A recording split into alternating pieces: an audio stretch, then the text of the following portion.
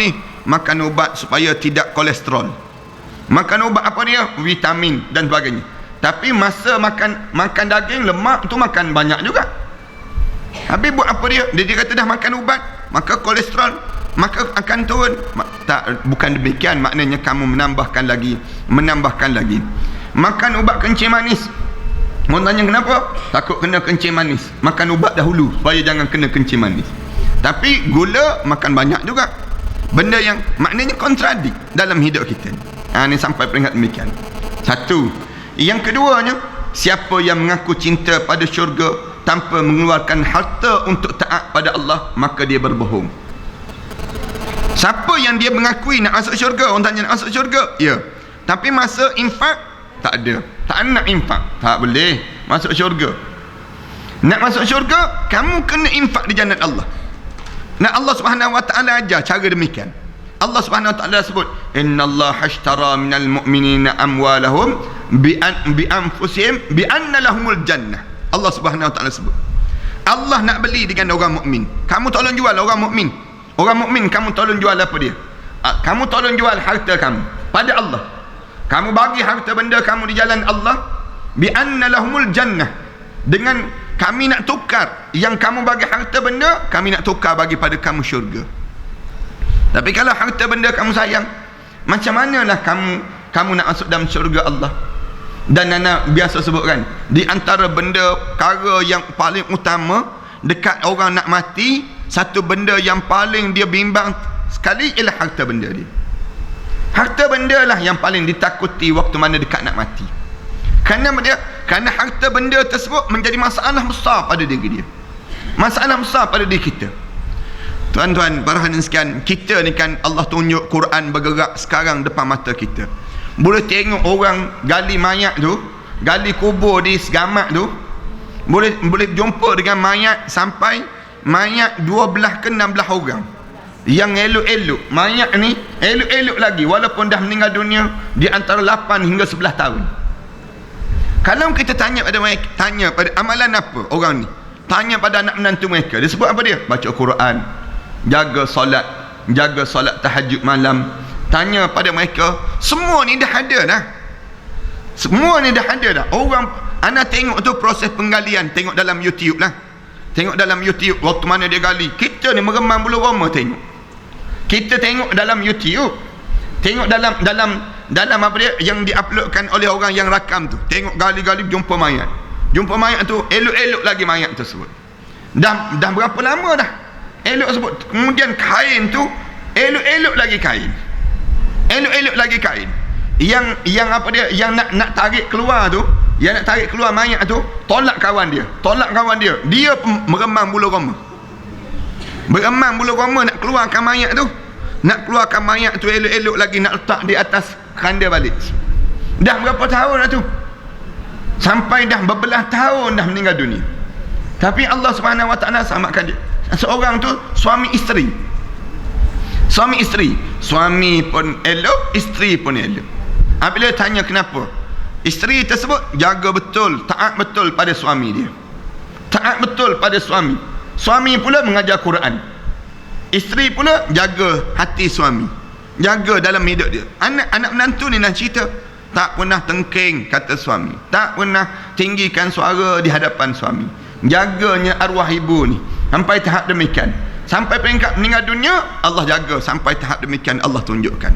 Ini contoh-contoh bagaimana orang yang saleh yang berlaku tersebut.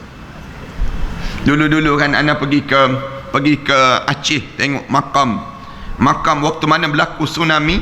Katanya makam yang lain hancur lebur, satu makam yang tidak hancur. Apa? Orang soleh, rajin baca Quran, wali-wali Allah dan sebagainya. Yang dia demikian. Kata-kata tu berlaku di Aceh, tak berlaku tempat kita. Sekarang gali kubur tempat kita, tengok. Gali kubur tempat kita ni, tengok macam-macam gaya keadaan mayat-mayat yang ditemui ini sendiri. Yang cerita-cerita disembunyi ni banyak lagi lah. Yang gali-gali kubur tak jumpa apa-apa pun ada. Yang jumpa tanah hitam legam, banyak teruk dan sebagainya pun ada juga. Ni benda-benda yang sedang terjadi dalam masyarakat kita ni. Allahu Akbar. Dan dia mengaku cinta pada syurga, tapi tak nak keluarkan harta untuk taat pada Allah, maka dia bohong. Harta benda. Yang ketiga, dan siapa yang mengaku cinta pada Rasulullah tanpa mengikuti sunnatul Rasul, maka dia berbohong. Siapa-siapa yang sebut cinta pada Rasulullah tapi sunnah Rasulullah tak nak buat sunnah Rasulullah, bohong je. Dia berbohong je. Katanya Hatim ini sendiri, dia sebut gambaran bagaimana kalau kamu cinta pada Rasulullah, kamu akan cuba ikut sunnah Rasulullah. Sunnah Rasulullah tu mudah je, ringan je. Masuk bilik air kaki kiri, keluar bilik air kaki kanan. Sunnah Rasulullah, nak makan baca bismillah, siap makan alhamdulillah. Mudah je, ringkas je. Tapi nak buat yang tu sukar. Sunnah Rasulullah kan Nana biasa sebut kan, sunnah Rasulullah apa dia? Rasulullah kunyah makanan, kunyah. Panggil anak isteri mari makan. Panggil, buka mulut, ludah dan mulut masing-masing. Kemudian anak menantu ni telan makanan yang telah dikunyah oleh Rasulullah sallallahu alaihi wasallam tadi. Cuba try buat tengah hari ni, nak tengok. Balik kunyah petai, panggil anak menantu kita. Cuba buka mulut, kata sebut. Rasa tak telan rasanya. Rasa tak telan pada nak sebut gambaran bagaimana kita ni hilang benda-benda yang demikian. Hilang sunnah Rasulullah, hilanglah kebahagiaan dalam hidup. Kerana panduan kita Rasulullah je. Dalam hidup kita ni panduan kita Rasulullah. Tiba-tiba Rasulullah dah tak ada dalam hidup kita. Contoh, kita ikut siapa?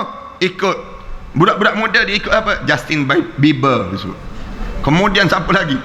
Senang ceritanya, dia ikut siapa dia? Ni contoh-contoh idola mereka, ikon mereka. Nak kahwin, tiru artis-artis kahwin. Macam mana artis kahwin? Ulama-ulama kahwin tak nak tiru. Artis kahwin ni muka depan sak khabar, bagi tahu orang ni dah kahwin dah dengan apa dia, dengan orang tu. Kahwin bagi tahu. Ulama kahwin, orang-orang yang soleh kahwin, mengahwinkan anak dia, tak bagi tahu. Tak ada pun nak cerita benda demikian. Yang menyebabkan kita terikut dengan model-model mereka, kita tidak ada contoh sunnah Rasulullah sallallahu alaihi wasallam itu sendiri. 3, dan yang keempat, dan siapa yang menginginkan darjat yang tinggi tanpa dia bersahabat pada orang fakir miskin, maka dia berbohong. Siapa yang ingin darjat dia naik, darjat dia tinggi, dia nak dinaikkan darjat, ketinggian darjat, nak. Tapi kenapa dia suka sangat duduk dengan orang-orang yang miskin? Wa khalata ahlaz zulli wal maskanah. Dia bergaul dengan orang yang ahlaz zulli, orang yang tak ada apa-apa pun, wal maskanah, dan orang miskin. Kenapa suka sangat? Dalam hidup kita nak jemput orang-orang miskin datang makan rumah kita. Kita nak bergaul dengan mereka, tak ada di kalangan kita. Benda-benda demikian hilang dalam hidup kita. Seorang hakim berkata, 4 macam siapa yang ada dalamnya, maka ia haram daripada kebaikan. Siapa yang ada 4 perkara ni, haram kebaikan untuk diri dia. Yang pertama, orang yang sombong kepada orang bawahannya, tak ada kebaikan untuk diri dia. Apabila seorang yang sombong pada orang bawahan dia, maka tak adalah kelebihan yang ada pada diri dia. Jangan kita ni ada orang yang bawah pada kita. Apa dia? Anak-anak kita, cucu-cucu kita. Kita biasa sebut, aku makan garam dulu kan pada engkau. Tu kita kata, tu kena darah tinggi dulu tu. Kita sebut demikian.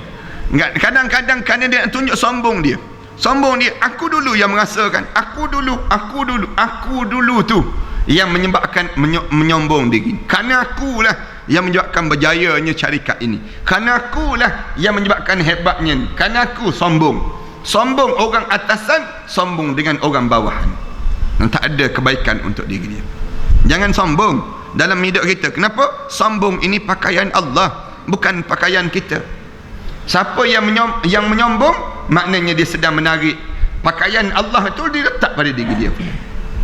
Kemudian yang kedua, orang yang derhaka terhadap kedua ibu bapanya, tak ada kebaikan dalam hidup. Tanyalah siapa yang derhaka pada mak ayah, jangan harap dia dapat kebaikan. Mak ayah dia ni apa dia? Sama ada mak dia sendiri, ayah dia sendiri, ataupun ayah mertua dia dan mak mertua dia. Ana sengaja sebut ni kerana masyarakat kita ni kadang-kadang dia jaga mak ayah dia tak jaga mak mertua dan ayah mertua dia. Masyarakat kita, dia bukan main lagi jaga mak ayah dia, tapi mak mertua dia, ayah mertua dia tak jaga. Padahal dua-dua tu adalah haram dalam hidup mereka. Maksudnya kita tak boleh kahwin dengan mak mertua kita, dengan ayah mertua kita. Kena jaga sama lah. Sama je. Bila berlakunya kita dah berumah tangga, kita kena jaga hati mak mertua, jaga hati ayah mertua, jaga hati ayah kita, jaga hati mak kita. Ini benda yang sumber kebaikan yang Allah kurniakan pada diri kita. Para hadirin sekalian, perhatilah orang yang jaga mak ayah, macam mana Allah bagi pada diri dia. Anda tengok orang yang jaga mak ayah, yang jaga hati ibu bapa ni, Allah bagi kebaikan yang banyak dalam hidup mereka.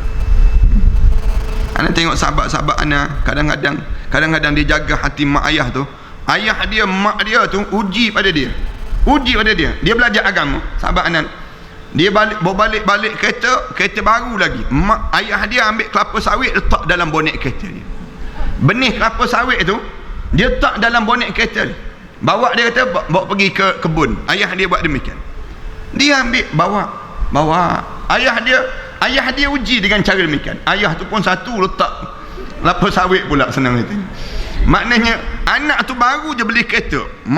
Kereta dah lah mahal. Bawa balik nak tunjuk pada mak ayah. Mak ayah kata macam ni pun. Mak ayah dia nak uji anak dia, nak tengok anak dia ni boleh tahan tak boleh tahan. Ambil benih kelapa sawit tu, letak 2-3 pokok dalam bonet kereta dia. Dia diam je dia tak jawab. Walaupun ayah dia buat begitu pun dia tak kata apa, tak ada masalah. Yang isteri dia tu merah muka. Tengok bagaimana kereta baru beli, kemudian tiba-tiba letak pula benih kelapa sawit. Ni nak sebutnya sampai demikian. Tapi bila anak tu dah jadi anak yang soleh, anak yang baik, dia tak akan lawan kata-kata mak ayah dia.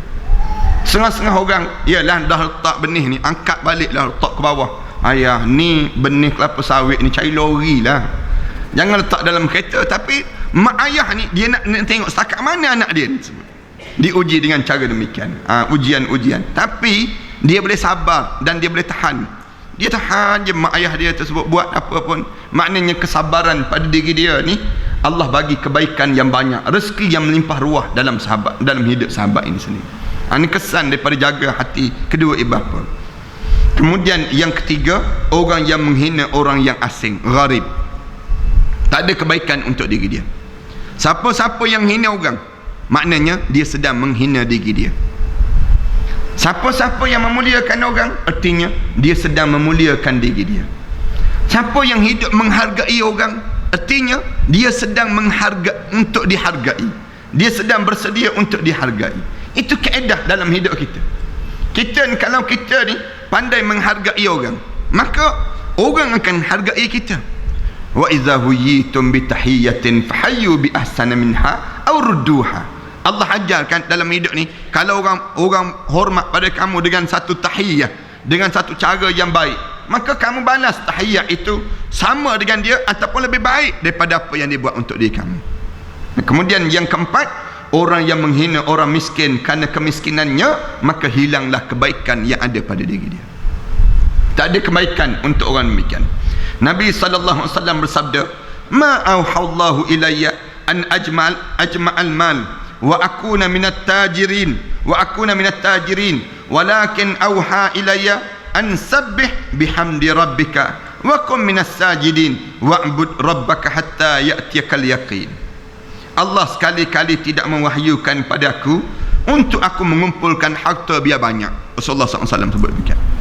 Allah tak pernah wahyu pada aku, turunkan wahyu untuk aku kumpul harta biar banyak. Wa aku minat tajirin, biar aku ni biar menjadi orang-orang yang dipanggil orang yang hebat dalam perniagaan, hebat dalam itu dan sebagainya. Tak.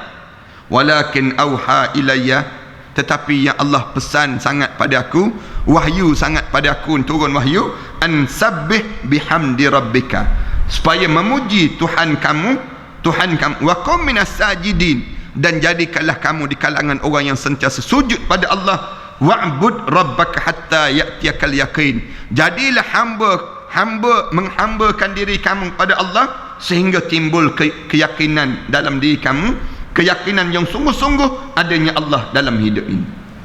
Ini yang disebut oleh Rasulullah sallallahu alaihi wasallam. Allah tak wahyu pun suruh banyakkan, kumpulkan harta biar banyak.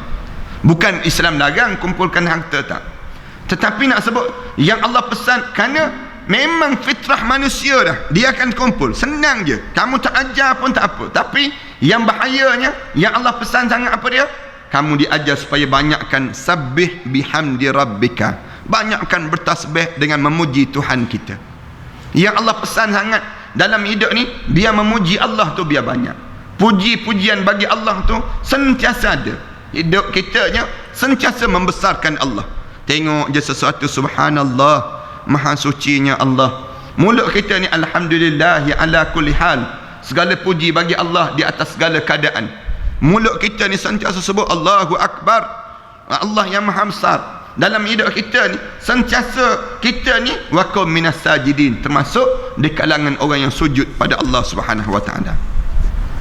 Abu Lis berkata, Abu Ja'far meriwayatkan dengan sanadnya daripada Abu Sa'id Al-Khudri radhiyallahu anhu berkata, ya ayuhan nas, la tahmilannakum usrah wal faqatu ala an tatlubu rizq min ghairi hillihi, fa inni sami'tu Rasulullah sallallahu alaihi wasallam yaqul, Allahumma tawaffani faqiran wa la tatawaffani ghaniyan wahsyurni fi zumratil masakin yaumal qiyamah, fa inna ashqal ashqiya man istama'a alaihi faqrud dunya wa adzabul akhirah.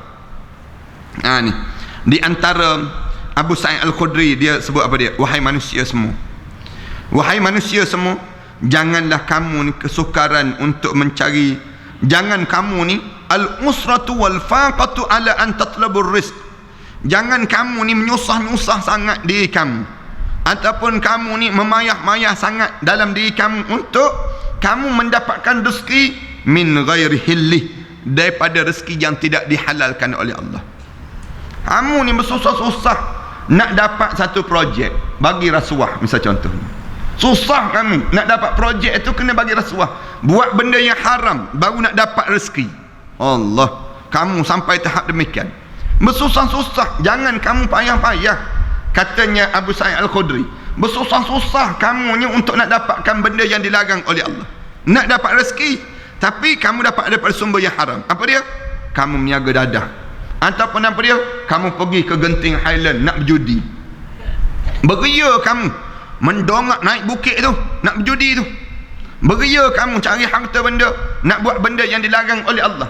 Kamu ni beria sangat.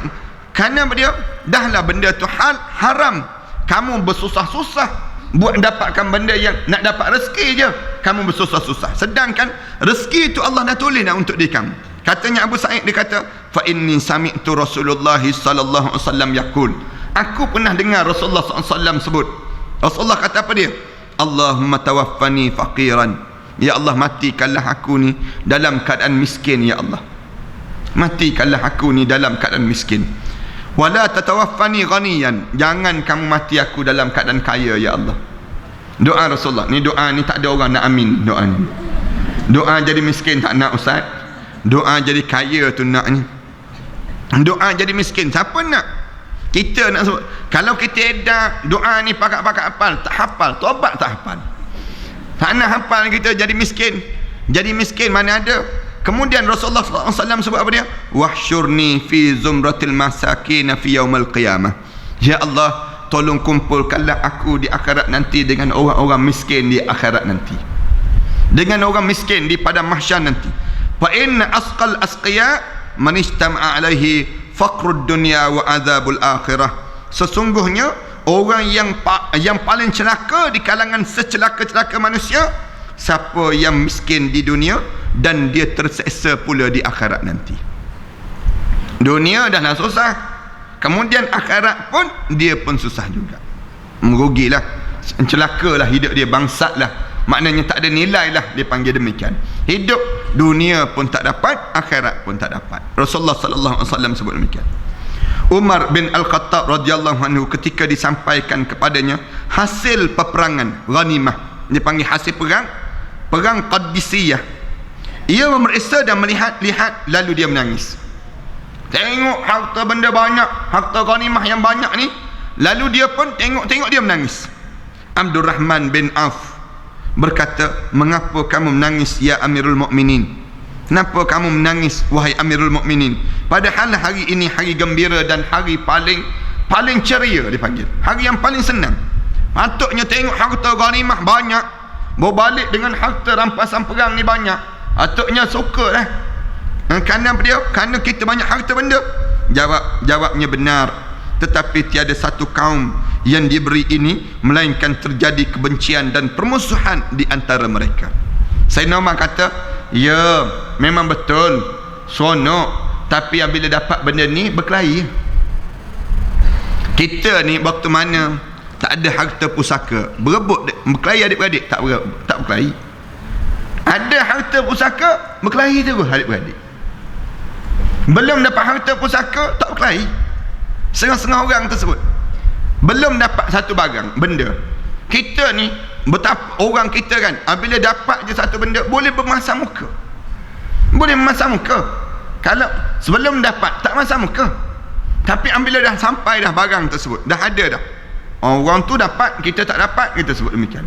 Dah mula nak tarik hati kita ni tersinggung juga. Ada juga pada kita pergi buat waktu mana ibadah korban kan, berapa ramai pergi harap-harap dapatlah daging 1/2 kilo, tiba-tiba tak dapat, balik itu terasa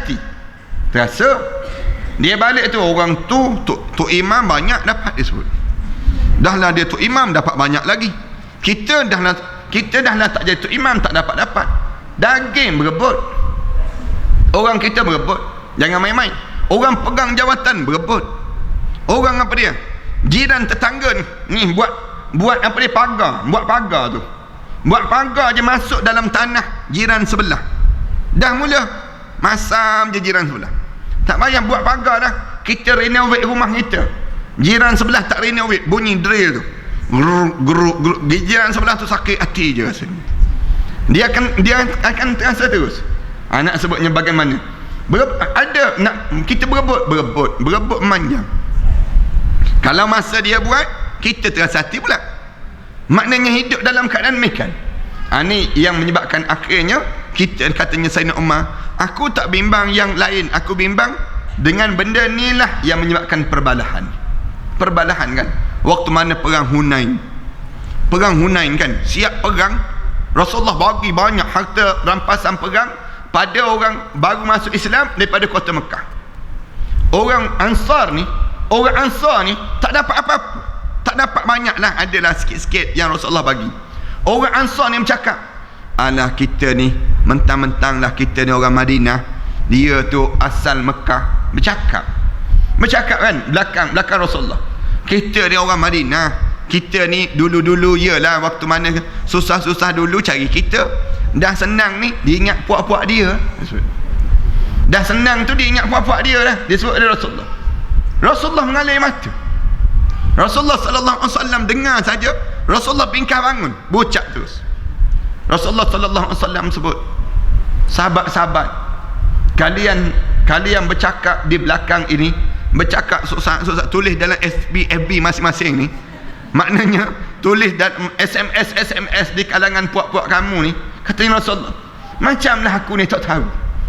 Aku ni tahu, kata Rasulullah, benda yang berlaku di kalangan kalian tu aku tahu semua. Rasulullah SAW sebut, dia kata, aku bagi orang-orang ni, dia baru masuk Islam, dia baru kenal Islam, biarlah dia selesa sikit dengan Islam, kita ni dah lama dah. Kemudian Rasulullah kata, yang lebih utama lagi, kamu rasa harta tukah lebih bernilai daripada aku yang tetap balik bersama dengan kamu lebih bernilai. Rasulullah tanya terus, mana yang lebih bernilai, akukah yang bernilai ataupun harta itu? Kalau kamu inginkan harta itu, aku boleh ambil semua dan kamu tidak akan berjumpa dengan aku lagi. Rasulullah SAW sebut demikian. Baru sahabat-sahabat perasan, sahabat-sahabat menangis terus, teresak-esak sahabat-sahabat. Baru mereka perasan, rupa-rupanya nilai yang besar bukan harta, tetapi nilai yang besar ialah Rasulullah SAW yang turut berserta dengan mereka pulang ke kota Madinah itu. Yang ni yang besarnya. Kadang-kadang kan dalam hidup kita nampak harta tu yang besar,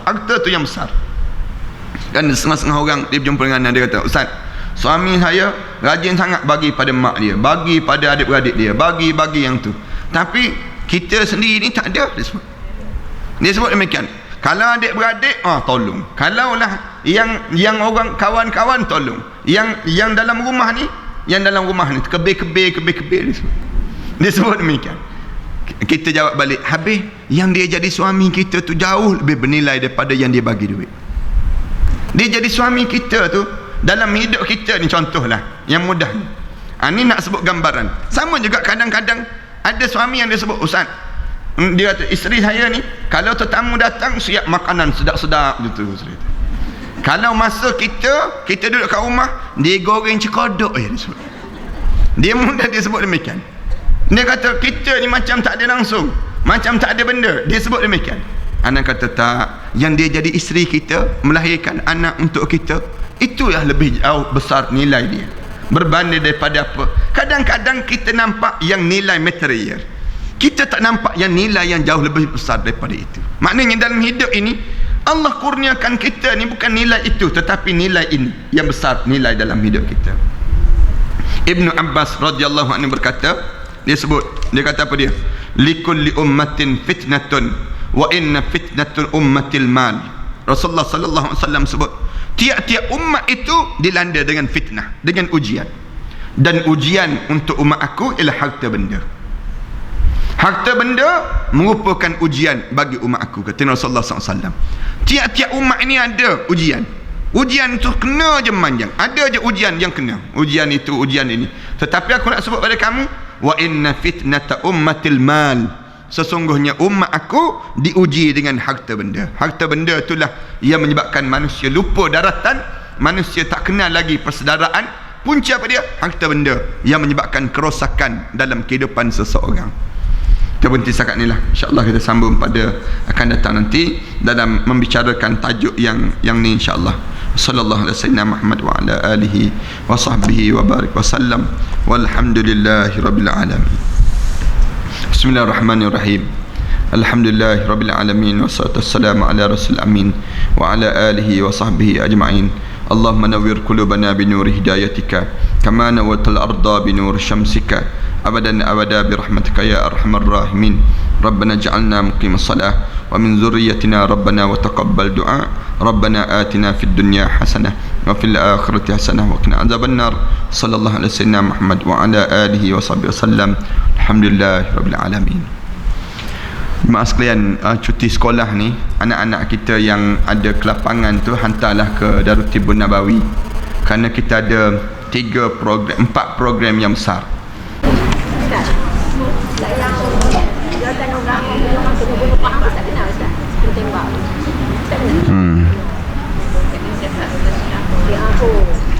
Ya.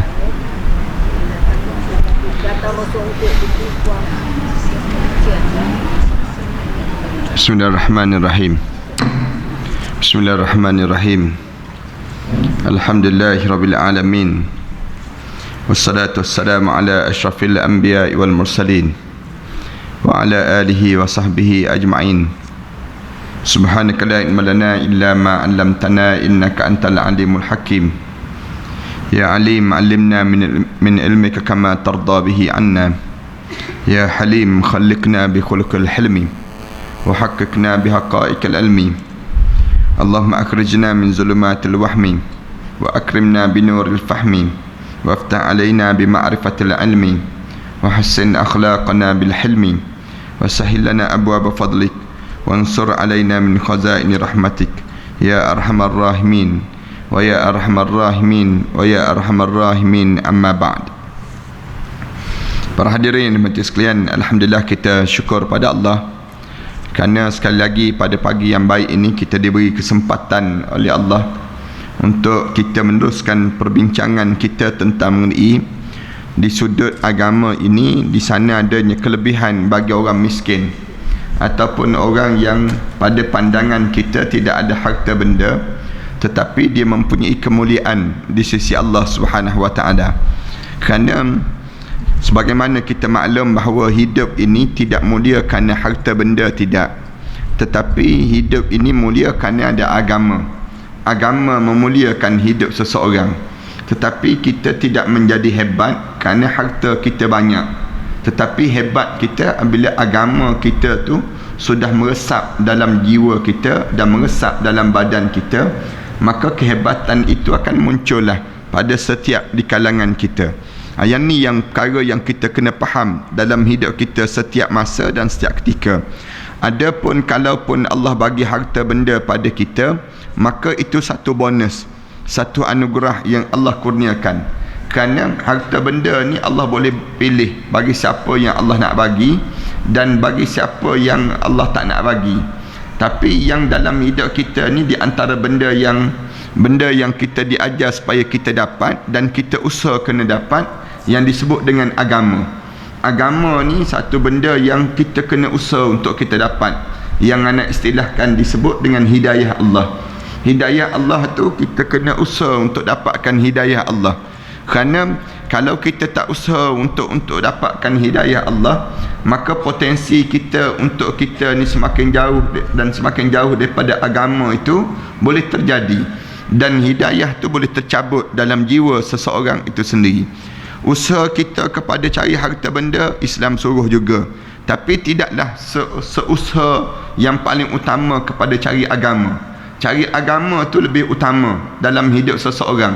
Kerana nilaian hidup ini, sebagaimana kita sebut awal-awal tadi, bukan dinilai pada harta benda yang banyak, tetapi dinilai pada agama yang hebat pada diri seseorang. Buktinya senang. Waktu mana kita mati, kita tak bawa harta benda, tapi yang kita bawa ialah agama. Amalan yang kita bawa, agama yang kita turuti dan kita anuti, inilah yang kita bawa. Maknanya yang bernilai pada kita bukan harta benda lagi, tetapi yang bernilai pada kita agama tersebut. Sayangnya dalam hidup dunia manusia ini, bila kita hidup ini, orang nampak harta tu menjadi satu keutamaan, yang menyebabkan akhirnya orang kita berebut untuk dapatkan harta, berebut untuk dapatkan yang namakan dengan jawatan, berebut untuk nak dapatkan pengaruh yang ramai. Padahal benda tersebut tidak menjadi keutamaan. Yang kita pun nak pergi berebut sama benda yang tak perlu kita rebut. Kerana rezeki ni Allah dah tulis dah untuk setiap di kalangan kita. Wa fis sama'i rizqukum wa ma tu'adun. Di langit telah ditulis yang disebut dengan rezeki-rezeki yang Allah tulis untuk kamu dan apa dijanjikan oleh Allah pada kamu. Dan kita pun biasa dengar orang sebut ulat dalam batu pun ada makanan, ada rezeki yang Allah tulis. Takkanlah kita yang tak duduk dalam batu ni tiba-tiba kita ni tak ada rezeki. Tentu ada rezeki kita. Oleh demikian, kenapa kita nak kalut dengan satu benda yang tak perlu kita kalut? Yang kita kena kalut dengan satu benda yang perlu kita kalut, iaitu yang disebut dengan agama. Sebab itulah tuan kitab kita ni, dia karang satu tajuk khusus mengenai yang disebut dengan adanya kelebihan orang miskin, supaya kita tidak rasa hina terhadap miskin. Kalau terjadinya kesusahan orang yang tidak ada harta benda, kita tidak pandang hina pada perkara demikian. Kerana apa dia? Kerana walaupun nampak miskin dia, tetapi kalau dia ada agama, dia bernilai di sisi Allah. Tetapi kalaulah sekiranya dia miskin, kemudian hilang pula agama, yang itulah yang sebenar-benarnya orang yang disebut dengan miskin dalam hidup seseorang. Berlaku zaman Sayyidina Umar, apabila seorang lelaki pendeta, seorang rahib di kalangan puak Yahudi itu berjalan dalam keadaan tak pakai selipar, kemudian baju compang-camping, berjalan bertongkat dia dalam keadaan kusut masai pada diri dia. Sayyidina Umar kata apa dia? Hadza miskin talaba amran falam yusibhu wa raja'an fa akhta'ahu. Sayyidina Umar kata apa dia?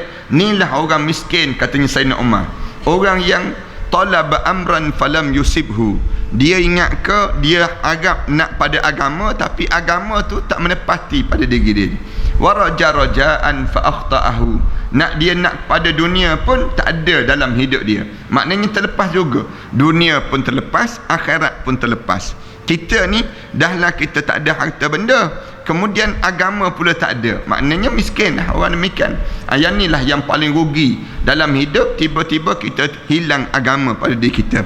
Hari ini kita sambung lagi dalam perbincangan kita ni tentang lepas pada Rasulullah sallallahu alaihi wasallam sebut, Rasulullah tanya pada sahabat-sahabat, kamu nak tahu tak siapa yang menjadi raja dalam syurga nanti. Orang yang menjadi raja dalam syurga nanti. Hadis tu kan, hadis yang kita berhenti pada pengajian yang sudah. Qalu na'am. Lalu sahabat-sahabat jawab, ya, kami nak tahu ya Rasulullah. Qala humud du'afa'ul mazlumun alladzina la yuzawwajuna mutana'imati wa la tuftahu lahum abwabus sudud. Katanya Rasulullah sallallahu alaihi wasallam, orang yang menjadi raja nanti di akhirat nanti orang yang terhina. Humud du'afa'ul mazlumun. Mereka ni lemah, kemudian dia zalimi pula. Kemudian yang dia alladzina la yuzawwajuna almutana'imati, dan dia ni kalau dia nak berkahwin dengan orang-orang yang bangsawan, orang yang kaya-kaya, tidak diterima pinangan dia, tak layak dia ni. Kenapa tak layak dia ni? Kerana susah dia, orang miskin sungguhlah. Bila ditanya nak bawa hantaran berapa banyak, dia kata bawalah hantaran 9999, misal contohnya. Macam nombor telefon bomba tu kan, dia pun termenung terus, nak bawa banyak ni mahalnya. Kalau kahwin dengan orang lain 4 orang dah boleh kahwin. Nak sebutnya bagi diri dia nya, bagi kerana apa dia? Kerana dengan dia tu hantaran banyak tu, tak mungkin dia boleh kahwin. Tak mungkin. Maknanya walaupun begitu dia mati dalam keadaan yang dia ni tak ada orang yang nak melayan dia. Yang jenis demikian. Wala tuftah lahum abwabus sudud. Rasulullah SAW sebut, kalau dia pergi ke rumah orang-orang tutup pintu. Maknanya tak nak pelawa diri dia, tak nak untuk nak pelawa masuk dahulu, tak ada. Sekarang ni pun payah juga, tak pelawa pun orang tembak kan. Tak pelawa pun. Semalam tu dia siap pelawa dulu. Ustaz Muhammad Kafli tu dia siap pelawa dahulu. Dia siap pelawa, masuk dululah dia sebut. Masuk dulu dalam rumah. Orang yang datang berjubah lagi, kemudian siap dengan pakaian hitam lagi, datang nak jumpa dengan dia. Isteri dia sebut, dia sebut dia sedang pasang langsir. Isteri dia kata, pasang langsir dulu bang, ada orang jumpa ni. Anak bagi tahu kata ada orang nak jumpa dengan abah. Dia pun keluar jemput orang tu masuk rumah. Masuk dululah. Masuk apa? Dia tembak terus. Tembak dan terbaring terus. Dengan 2 dah saja dah rebah pada diri dia tersebut. Dunia sekarang, duduk dalam rumah pun tak selamat, luar rumah lagi tak selamat. Kita boleh bayang dalam zaman kita ni, dulu kita ingat ke yang bahaya jadi pegawai bank je kena tembak pada orang. Rupa-rupa sekarang jadi ustaz pun bahaya juga. Jadi ustaz pun kena tembak juga sekarang. Dulu kita kata orang yang ada duit je yang tembak orang. Sekarang tak. Orang tak fikir tentang duit lagi, tapi orang fikir tentang kuasa yang ada pada seorang itu yang menjadi bahaya pada mereka, lalu membunuh berlaku. Di Malaysia kita ni dulu jarang kita dengar cerita bunuh-bunuh ni. Dulu 10 tahun 20 tahun yang sudah jarang sangat kita nak dengar cerita bunuh-membunuh. Sekarang ustaz pun kena bunuh. Maknanya gambaran apa dia? Gambaran bagaimana orang yang hilangnya pertimbangan agama. Bila orang tak ada agama, begitulah jadinya. Walaupun dia berada di posisi mana pun, orang tak peduli dah. Dengar cerita dulu, timbalan pengarah custom kena bunuh. Sampai hari ni tak berjumpa lagi. Kemudian duduk kawasan Putrajaya, kawasan yang paling selamat lah kira-kiranya. Bandar yang asalnya buat Putrajaya tu ialah bandaraya yang paling selamat di dunia. Patutnya demikian. Tak selamat juga. Kena tembak dekat dengan ditembak dekat dengan traffic light je, mati juga. Nak sebut gambaran demikian. Kita ingat ke kerana dia ada jadi jawatan je, kemudian lepas pada tu tembak lagi. Jadi pegawai kerajaan, jadi pegawai bank kena tembak juga, berebut nak pada harta benda, walaupun dia ditangkap kemarin kan, ditangkap dah dia kemarin.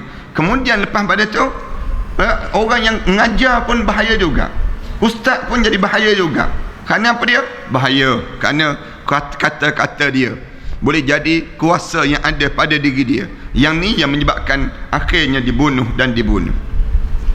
Anda sebut banyak kali dah, kita ni selagi mana kita tak kembali pada Al-Quran dan hadis Rasulullah, jangan haraplah aman tempat kita. Kita tak akan aman. Punca apa dia? Al-Quran tak ada, hadis Rasulullah tak ada, peraturan Al-Quran tak ada, undang-undang Al-Quran tak ada. Undang-undang, kalau undang-undang peraturan yang kita buat tidak bersandar pada syariat, bagaimana Allah nak tolong kita. Allah tak akan tolong kita. Allah akan sebut apa dia? Buat sendiri dah kamu rasa pandai sangat, kamu rasa bijak sangat, kamu susun sendiri. Nak tengok sakat mana yang kamu boleh susun. Buntu hidup kita dengan keadaan yang sedemikian rupa. Ini jenis orang yang susah. Sampai peringkat ditutup pintu abwabus sudud. Yamutu ahaduhum, dalam keadaan dia mati salah seorang di kalangan 3 golongan tadi, wa hajatuhu tatalallaj lahu fi sadri, sedangkan hajat dia ni tersangkut dalam dada dia. Dia mati dalam keadaan yang dia ni dizalimi, dikhianati, kemudian dia nak kahwin tak boleh, dalam keadaan harta benda tak ada, kemudian pergi rumah orang, tak ada orang yang nak peduli, tak ada orang yang nak peduli pada diri dia. Rasulullah SAW sebut dia mati dalam keadaan hajat dia tatalaju fi sadrihi. Rasulullah SAW sebut tersekat-sekat dalam dada dia. Maknanya hajat dia ni tersangkut dalam dada dia. Walau aqsama 'ala Allah la abarrahu. Orang yang jenis macam ni kalau dia bersumpah di atas nama Allah, nescaya Allah Subhanahu wa taala akan tunaikan sumpah dia. Maksudnya kalau dia sebut apa dia? Demi Allah saya sumpah orang ni, misal contohnya. Dia sumpah orang ni dalam keadaan yang dia ni memang tersekat sungguh, nak buat itu tak boleh, nak buat ini tak ada orang nak tolong dia. Naik ke pejabat-pejabat, misal contohnya pergi ke pejabat-pejabat yang tu, ditukar kat situ, ditukar ke sini. Maknanya dia ni jadi dibolak-balik gitu je orangnya. Dalam keadaan yang dia tak tahu nak minta pertolongan pada siapa lagi. Mati dia. Dia mati dalam keadaan yang sedemikian rupa. Kata Rasulullah sallallahu alaihi wasallam, orang ni kalau dia bersumpah walau aqsama 'ala Allah, kalau dia bersumpah di atas nama Allah, la abarrahu, nescaya Allah akan tunaikan sumpah yang dia bersumpah tadi. Ni maknanya orang susah sungguhlah. Gambaran dalam hidup, maknanya kita ni jangan pandang orang yang dia susah maka tak ada kemuliaan pada diri dia. Jangan. Orang yang susah tapi kalau dia ada agama, nescaya ada kemuliaan yang Allah kurniakan padanya. Ibnu Abbas radhiyallahu anhu berkata, mal'un, terkutuk siapa yang menghormat kerana kekayaan seseorang dan menghina kerana kemiskinan seseorang ini sendiri. Mal'un maksudnya dilaknatlah. Mana-mana orang yang hidup dalam keadaan sibuk menghormati orang kerana kekayaan orang dan menghina orang kerana kemiskinan orang, mal'un dipanggil. Orang Melayu kita panggil mala'un dipanggil. Orang Melayu kita panggil mala'un. Orang Arab panggil mal'un, dilaknat. Dua-dua tu samalah di sana. Orang kita disebut mal'un terus. Maknanya gambaran bagaimana jahat. Mal'un ni hidup lagi dia sebut demikian. Gambaran orang Melayu kita dia gambarkan demikian. Tetapi nak sebutnya orang Arab disebut mal'un, dilaknatlah orang yang jenis hidup demikian. Hidup memuliakan orang kerana kekayaan orang, menghina orang kerana kemiskinan orang. Jangan jadi demikian. Ibn Abbas pesan supaya kita ni jangan hina kemiskinan orang. Bila orang miskin, dia ada kelebihan dan dia ada kekuatan yang tersendiri. Oleh kerana dia ada kekuatan tersendiri, dia ni Allah Subhanahu wa taala bagi kelebihan pada diri dia. Walaupun dia miskin, tetapi dia ada kelebihan yang perlu kita raih dan kita perlu untuk kita ni jaga. Jangan sampai peringkat dia sumpah pada diri kita kerana kelebihan yang Allah kurniakan yang ada pada kita ni, yang menyebabkan kita pandang hina pada mereka pula.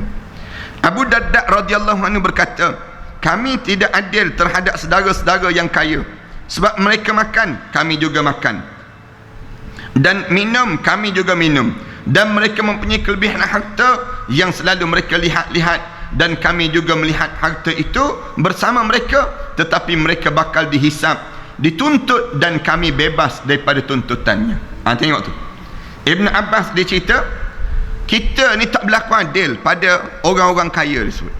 Orang-orang kaya ni, kenapa jadi demikian? Kita kata tak berlaku adil apanya? Yang dia ni, yang dia tu dah kaya dah, adil lah, sepatutnya demikian. Ibn Abbas kata tak. Abu Darda kata tak. Dia kata kita tidak adil kalau saudara-saudara kita yang kaya. Kenapa? Sebab mereka makan, kita pun makan juga. Mereka makan, orang kaya makan juga. Roti canai sebiji je. Kita roti canai sebiji juga, sama-sama kenyang. Maknanya sama-sama je. Dia pergi makan tempat mewah, kenyang kat perut kita, kenyang kat perut kita pun makan di tepi kedai-kedai, warung-warung kopi biasa saja, kenyang juga, kenyang kat mana? Kat perut juga. Sama je, rasa sedap juga. Dia bayar mahal, kita bayar murah, misal contoh. Maknanya gambaran demikian. Kami juga makan dan mereka minum, kami juga minum. Mereka minum air apa dia? Air sedap-sedap, jenis jenama macam-macam gaya air. Letaklah nama apa dia, lai cikang misal contohnya, letak nama apa dia, ABC sampai Z ni misal contoh. Bagilah minum sedap-sedap, kita pun minum juga, sama je, minum sama. Maknanya kita boleh minum. Dan mereka mempunyai kelebihan harta yang selalu mereka lihat-lihat, dan kami juga melihat harta itu bersama dengan mereka. Mereka ada harta, ya, ada harta. Boleh tengok harta mereka, boleh, rumah mereka besar. Kita pun boleh tengok ya, rumah dia besar. Katanya Abu Darda disebut demikian. Sama-sama je, cuma dia duduk kat dalam, kita duduk kat luar. Tu beza dipanggil. Dia apa dia? Kereta mewah, kita boleh tengok juga, dia boleh tengok juga. Cuma dia boleh naik, kita pun duduk kat bawah. Tu je bezanya. Sama-sama boleh tengok. Katanya Abu Darda disebut demikian. Tapi yang tak berlaku adilnya, tetapi mereka banyak dihisap dan kita bebas daripada hisapan. Yang tu dia sebut. Mereka tunggu, kereta banyak deret-deret. Allah tanya, berapa kali kereta ni datang semayang berjemaah di masjid? Allah tanya terus. Kita, Allah tanya, kamu pergi masjid? Pergi dengan apa? Jalan kaki ya.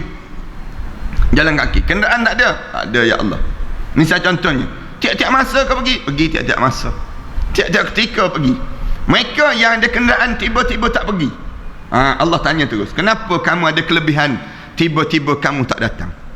Kamu ada kelebihan, Allah tanya. Yang hisap mereka banyak, tapi kita tak banyak hisap. Oleh kerana kita tak banyak hisap, yang inilah tak berlaku adil sedikit, katanya Abu Darda, di antara kita dengan mereka tersebut. Allahu Akbar. Ialah kadang-kadang orang ni kan, dalam hidup dia nampak bahawa kemewahan itu satu kegembiraan dalam hidup mereka. Mereka tak nampak mewah itu apabila banyak sangat kemewahan yang ada, banyaklah sesak jawab kita di hadapan Allah. Hanya banyak makanan je. Waktu mana satu ketika Sayyidina Umar duduk dengan sahabat-sahabat, Sayyidina Umar suruh tegur saya.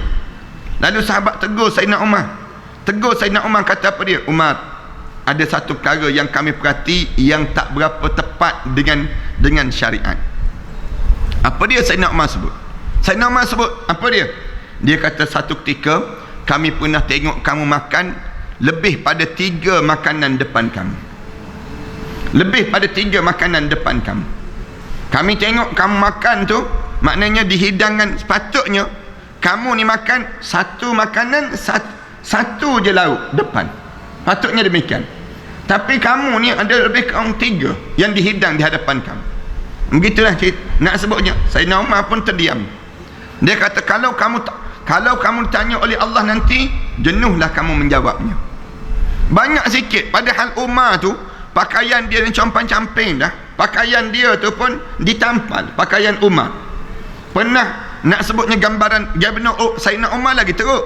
Ada seorang gubernur sampai peringkat dia jumpa dengan orang masa-masa tertentu saja, sampai rakyat dia mengadu tentang kenapa susah sangat nak menjumpa dengan gubernur ini, terutama pada waktu malam.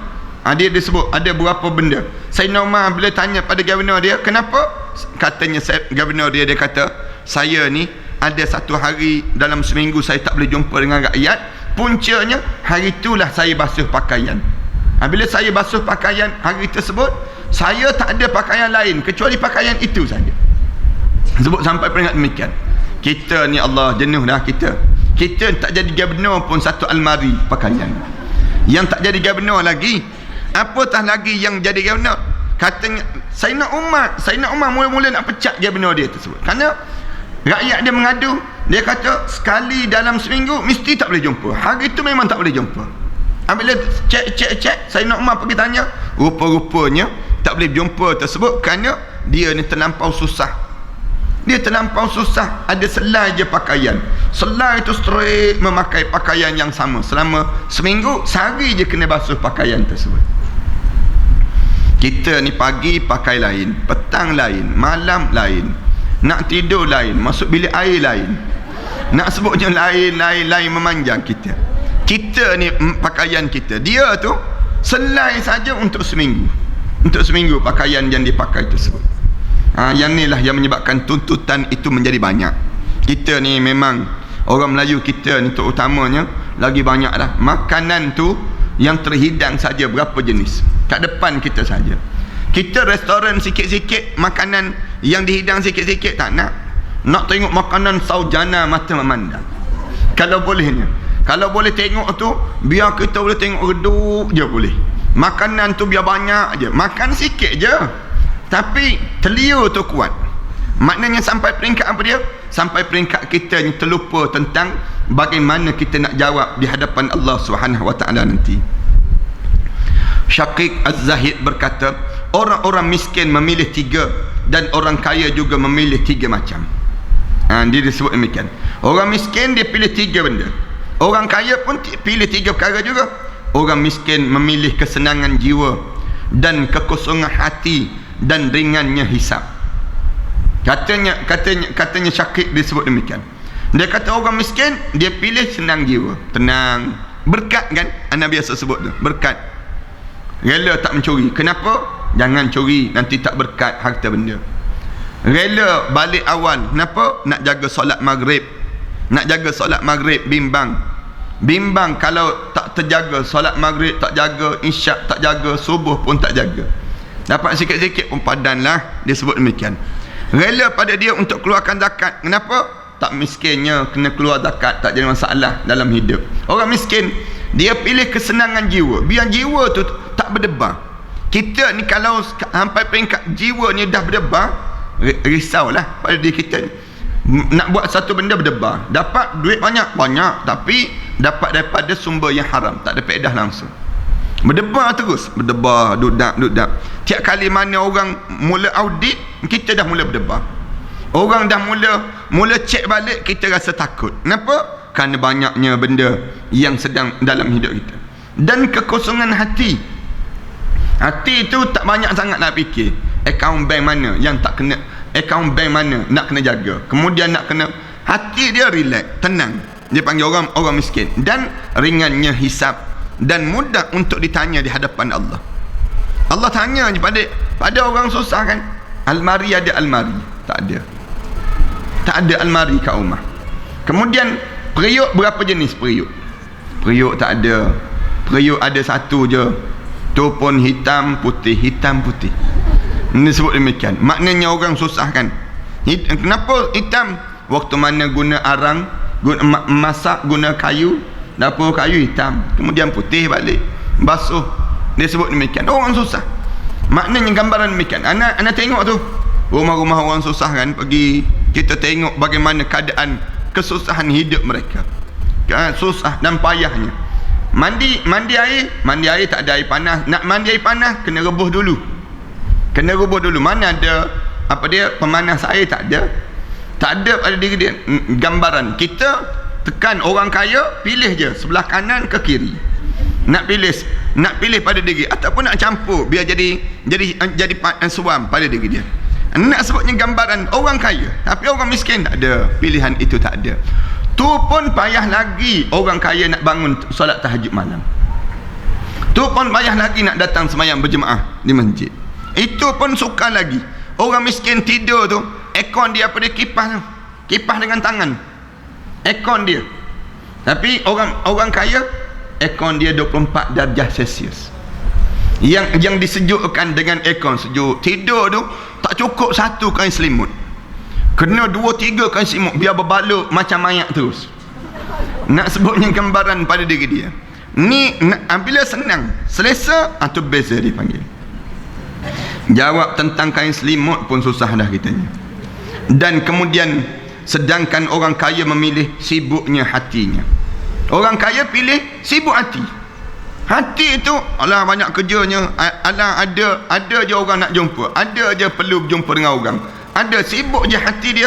Dan penatnya fikiran dia penat. Dia memilih untuk memenatkan fikiran. memenatkan fikiran yang apa dia, sampai peringkat dalam pemikiran dia tu rasa penat je dia memikirkan keadaan yang dialami itu sendiri. Kerana banyak sangat nak buat kerja itu, nak buat kerja ni, tidur lewat-lewat malam, kemudian bangun pagi lagi, nak cari lagi harta benda biar banyak sikit, kemudian dan dia sedang memilih beratnya hisab dia di hadapan Allah Subhanahu wa taala. Allahu akbar. Allah tanya sikit aja. Oh, tanya orang miskin kan, biasa kan, tanya orang miskin, televisyen ada televisyen? Tak ada ya Allah. Tanya orang kaya, televisyen ada televisyen? Dia tanya balik, yang berapa inci ya Allah? Dia tanya, yang berapa inci ya Allah? Tu Allah tak tanya lagi. Astro ada astro kamu HD beyond ke tak beyond? Astro kamu beyond ke tak beyond? Maknanya kamu ni sampai sebulan-sebulan boleh derma, boleh bayar untuk apa dia? Bayar untuk astro tu sampai 200-300 sebulan. Yang kamu derma untuk seorang masjid ada 200-300 sebulan. Yang tu pun jenuh dah kita nak jawab di hadapan Allah. Hatim Az-Zahid berkata, siapa yang mengakui 4 tanpa 4, maka dia berdusta dalam dakwaan pengakuannya. Siapa-siapa yang mengaku ada 4 perkara tanpa 4 perkara, dia hanya mengaku 4 perkara tanpa 4 perkara, maka sebenarnya dia pembohong. Dia bohong di dalam dakwaan dia. Siapa yang mengaku cinta pada Allah tanpa meninggalkan yang haram, maka ia pendusta. Orang tanya pada dia, cinta pada Allah? Ya, cinta pada Allah. Tapi minum arak, minum lagi. Cinta pada Allah, cinta. Tapi pada masa yang sama apa dia? Pada masa yang sama dia masih lagi buat maksiat. Cinta pada Allah apa? Cinta pada Allah, ya, tapi tutup aurat, tak juga. Maka dia bohong lah. Dia bohong, dipanggil demikian. Macam mana cerita tu kan, di kalangan kita berapa ramai orang kita, orang tanya pada dia, kenapa pagi-pagi lagi jogging pagi-pagi ni? Nak jaga jantung, biar jantung ni selamat, jaga kolesterol dan sebagainya. Siap je jogging, isap rokok dan sebut demikian. Bohong lah tu dipanggil. Bohong terus. Dan betul kita ni dah jogging, maka jangan isap rokok lah. Kalau kita betul dah kita ni jogging, dah jaga dah kesihatan, jangan kita buat satu benda yang kontradik. Kalau kita buat satu benda yang bertembung, maknanya di waktu tersebut kita berbohong pada diri kita. Beria makan ubat.